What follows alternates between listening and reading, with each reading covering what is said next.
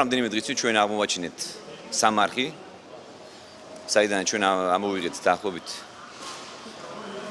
2-20 ეულის მე ვიტყოდი სრული შეიარაღება, ეს ხო დაახლოებით 8 კასრი, სავსე იარაღით, ნარკოტიკებით, ასევე დასაჭერი ხალხის სიავნახეთ, ვნახეთ ასევე რამდენიმე ვიდეო კასეტა, სადაც აღმოჩნდილი იყო საშინელი კადრები, განსაკუთრებით ჩვენ აღმოვაჩინეთ 2 ვიდეო, სადაც აღმოჩნდილი იყო ადამიანების წამების, დამამცირებელი მოპყრობის, გაუპატიურების კადრები.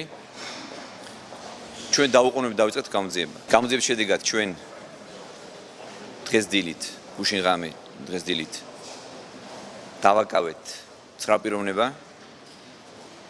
მათგან 2 არის კორსტები, 2-3, ზუსტად ინფორმაციას ცოტა ხანში გავავრცელებთ, მაგრამ შემიძლია გითხრათ, რომ 3 არის მოქმედი თანამშრომელი, 1 არის მოქმედი თანამშრომელი თავად სამინისტროსი, 2 არის ყოფილი პოლიციის თანამშრომელი და 1 არის პირი, რომელიც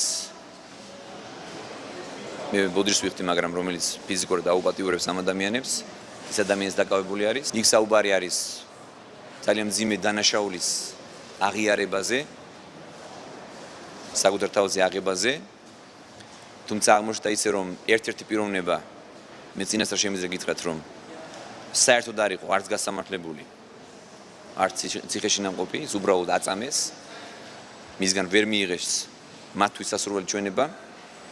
მეორე პირი, რომელიც აწამეს, აბსოლუტურად სხვა ბრალდებით იქნა დაკავებული და ის და ციხეში მხოლოდ ნარკოტიკული ნივთიერების მოხმარების და დარების გამო. და ჩვენ ვფიქრობთ, რეზიუმე რომ გავაკეთო, ეს იყო სისტემური პრობლემა. ეს არ იყო ლოკალური ხასიათის პრობლემა, რომელიც მოხდა ერთ-ერთ კონკრეტულ რეგიონში, ჩვენი ქვეყნის, ეს იყო სისტემური პრობლემა. ეს იყო ასეთი პოლიტიკა, საზოგადოებამ უნდა მიიღოს პასუხი. ვინ იდგა ამ ყველაფრის უკან? იმ დროს მინისტრი იყო ვანო მერაბიშვილი, მე მინდა კარგად შევახსენო ყველას. შესაბამისად, პასუხისმგებლობა უნდა დადგეს ყველა იმ მაღალი თანამდებობის პირების, რომელთა მმართველობის დროს ხორციელდებოდა ეს საშინელება.